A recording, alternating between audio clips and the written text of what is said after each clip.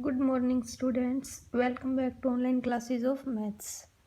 हमारी एक्सरसाइज 12.5 चल रही थी जिसमें 10th क्वेश्चन तक हो गए थे। नेक्स्ट है 11th क्वेश्चन।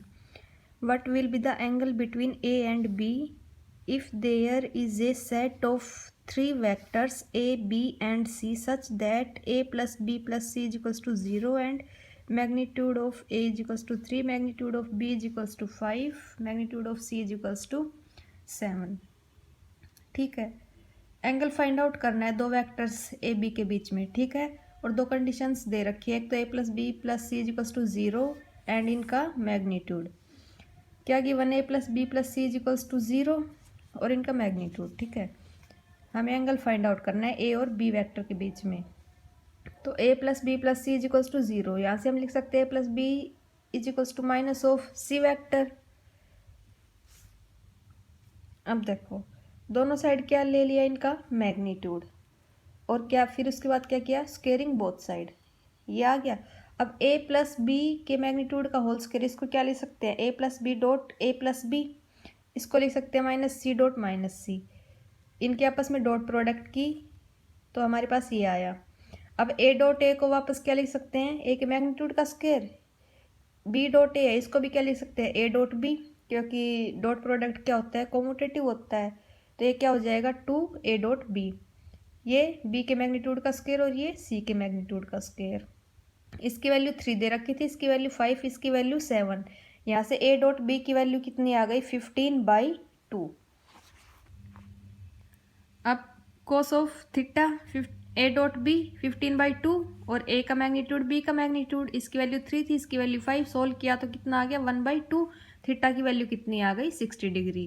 तो a और b वेक्टर के बीच का एंगल की वैल्यू कितनी आई, 60 डिग्री।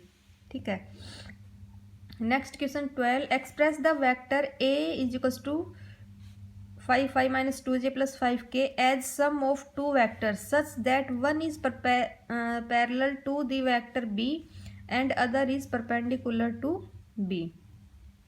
एक वेक्टर दे रखा है इस a, इसको दो वेक्टर की सम में एक्सप्रेस करना है, और जो वो दो वेक्टर होंगे वो एक तो पैरेलल होगा b के और एक परपेंडिकुलर होगा b के। ठीक, देखो क्या a गिवन है और b गिवन है। a को हमने एक्सप्रेस किया दो वेक्टर के सम में। ठीक है, हमने लेट किया कि जो a1 है वो b के पैरेलल है और a2 जो है वो b के परपेंडिकुलर है। तो हमें a1 और a2 फाइंड आउट कर लेंगे, तो इसको एक्सप्रेस कर देंगे दो वेक्टर्स की फॉर्म में, वही तो करना था।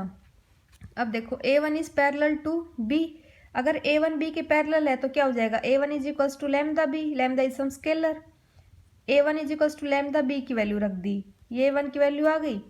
अब a2 क्या हो जाएगा, यहाँ से a2 a माइनस a1, तो a माइनस a1, a1 की वैल्यू रखी और a की वैल्यू रखी, सोल्व किया तो a2 की वैल्यू ये आ गई। अब क्या दे रखा है, हमने क्या लेट किया था कि a2 क्या है, परपेंडिकुलर है b के। a2 अगर b के परपेंडिकुलर है तो a2 की डॉट प्रोडक्ट b के साथ क्या होगी, 0 होगी। तो a2 की जब डॉट प्रोडक्ट करेंगे b के साथ तो वहाँ से हमें लैम्डा की वैल्यू मिलेगी, वो क्या आई है, 2। इसको सोल्व करने के बाद a2 dot b is equals to 0, इसको जब सोल्व करेंगे तो लैम्डा की वैल्यू कितनी आ गई, 2। अब जब लैम्डा की वैल्यू 2 आ गई तो a1 जो था, a1 क्या था, लैम्डा 3i प्लस के। यहाँ पे लैम्डा की वैल्यू क्या रखेंगे, 2, तो a1 की वैल्यू क्या हो जाएगी, 2 3i प्लस के। a1 की वैल्यू क्या हो गई, 2 3i प्लस के, तो 6i प्लस 2k, a1 आ गया हमारे पास। अब a2 क्या था, ये वैल्यू थी a2 की। ठीक है, यहाँ पे लैम्डा की वैल्यू रखेंगे तो हमारे पास a2 की वैल्यू आ गई माइनस आई माइनस 2j प्लस 3k।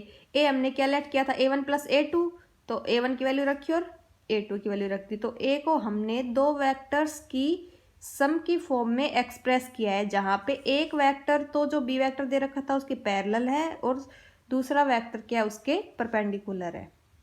ठीक है, नेक्स्ट देखो 13th question. Find the value of x and y if the vectors 3i plus xj minus k and 2i plus j plus yk are mutually perpendicular vectors of equal magnitude।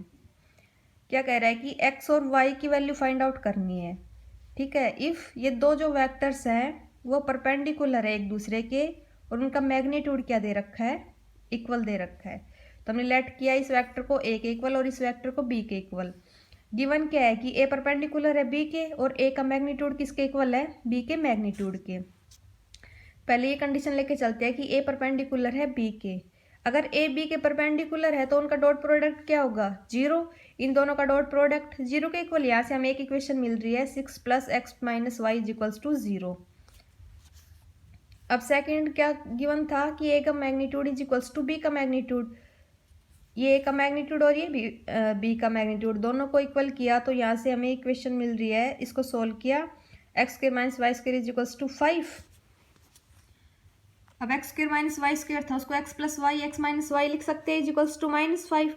x + y as it is और x - y की जगह हमने क्या put किया है, -6 equation first से। ये थी इक्वेशन फर्स्ट। यहाँ से x - y की वैल्यू निकालेंगे तो क्या आएगी, -6 जो हमने यहाँ पे पुट कर दी। तो x + y की वैल्यू कितनी आई, 5/6। ठीक है। अब जो फर्स्ट इक्वेशन थी और सेकंड इक्वेशन उन दोनों को ऐड करते हैं। ऐड करने पर हमारे पास x की वैल्यू कितनी आई है, -31/12। अब जो x की वैल्यू आई इसको इक्वेशन सेकंड में पुट किया इस इक्वेशन में। x + y = 5/6। x की वैल्यू पुट करने के बाद इसको सोल्व किया तो y की वैल्यू कितनी आ गई, 41/12। हमें x और y की वैल्यू ही फाइंड आउट करनी थी। ठीक है। 14 क्वेश्चन देखो। If a.b = a.c then prove that either a = 0, b = 0 और a perpendicular to b - c। ये कंडीशन गिवन है और हमें प्रूव करना है कि या तो फिर a 0 है या फिर b 0 है या फिर a परपेंडिकुलर है b - c के। ठीक है। गिवन क्या है, a.b = a.c। a.c को इधर लेके आएंगे तो a.b - a.c = 0। इनमें से a कॉमन लेंगे तो a.b - c, इसको ऐसे लिख सकते हैं = 0। अगर हमारे पास ये आ गया, यहाँ से हमें जब तीन कंडीशन ये पॉसिबल है अगर, तो यहाँ से हमें तीन कंडीशंस मिलती हैं। कौन कौन सी, या तो a 0 है या फिर b - c 0 है या फिर a परपेंडिकुलर है b - c के। कैसे आया ये, जब a.b 0, दो वेक्टर का अगर डॉट प्रोडक्ट 0 होता है तो हमने पढ़ा था कि अगर दो वेक्टर का डॉट प्रोडक्ट 0 है तो या तो वो वेक्टर a 0 है या वेक्टर b 0 है या फिर a वेक्टर परपेंडिकुलर है वेक्टर b के। वही कंडीशन यहाँ पे है। इन दो वेक्टर्स का डॉट प्रोडक्ट 0 है, या तो फिर a 0 है या फिर ये पूरा 0 है या फिर a परपेंडिकुलर है किसके, इसके। तो यहाँ से b - c = 0 से क्या आ गया, b = c। यही तीन कंडीशन प्रूव करनी थी ना कि अगर ये हमें गिवन है तो a 0 है या फिर b = c है या फिर a perpendicular to b - c है। ठीक है।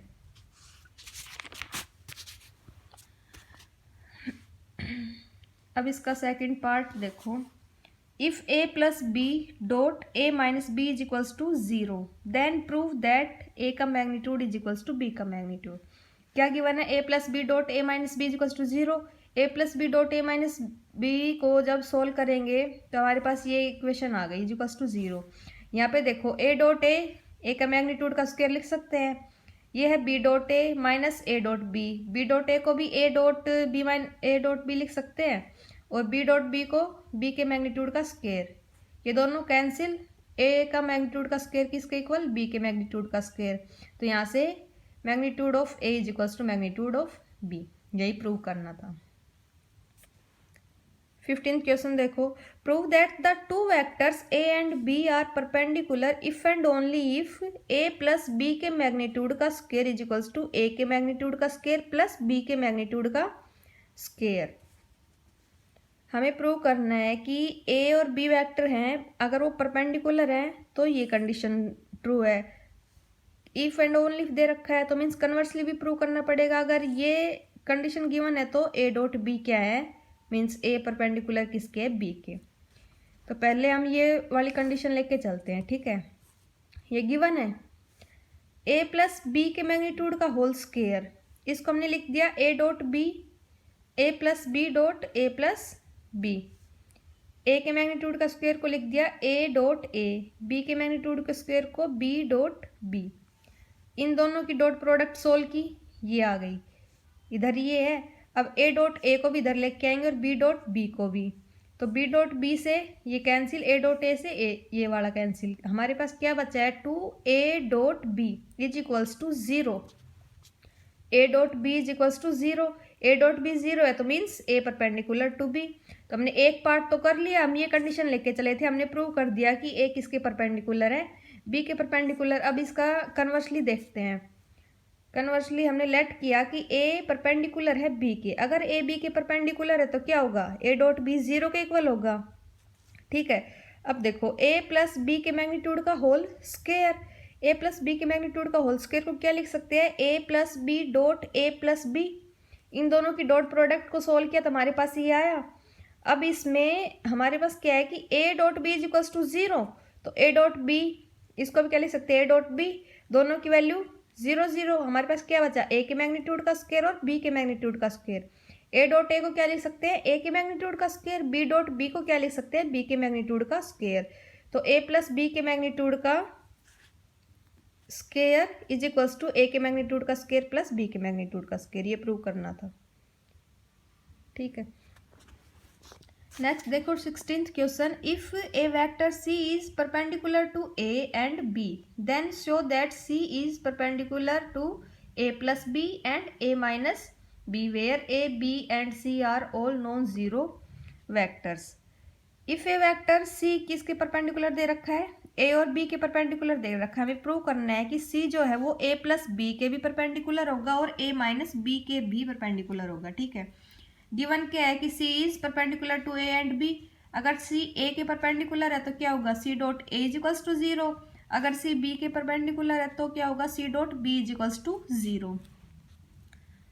अब हमें प्रूव क्या करना है कि सी परपेंडिकुलर किसके है, ए प्लस बी के। तो अगर हम इन दोनों की डॉट प्रोडक्ट को 0 के इक्वल प्रूव कर देंगे तो सी किसके परपेंडिकुलर हो जाएगा, ए प्लस बी के। तो हम निकालेंगे इन दोनों की डॉट प्रोडक्ट, सी डॉट ए प्लस बी। इसको सोल्व करेंगे तो C dot A plus C dot B, C dot A कितना है 0, सी डॉट बी भी कितना है 0, तो इन दोनों की डॉट प्रोडक्ट भी क्या आ गई 0। अगर इन दोनों की डॉट प्रोडक्ट 0 के इक्वल आ रही है तो इसका मतलब क्या है कि सी परपेंडिकुलर है ए प्लस बी के। ऐसे ही C dot A minus B, इन दोनों की डॉट प्रोडक्ट निकालेंगे। इसको सोल्व करने के बाद क्या आया, C dot A minus C dot B. C dot A की वैल्यू भी 0 है हमारे पास और सी डॉट बी की वैल्यू भी 0 है, तो इसकी भी वैल्यू कंप्लीट की क्या आ गई, 0 आ गई। तो अगर इसकी वैल्यू 0 है तो हम क्या कह सकते हैं कि सी परपेंडिकुलर है किसके, ए माइनस बी के। यही हमें प्रूव करना था।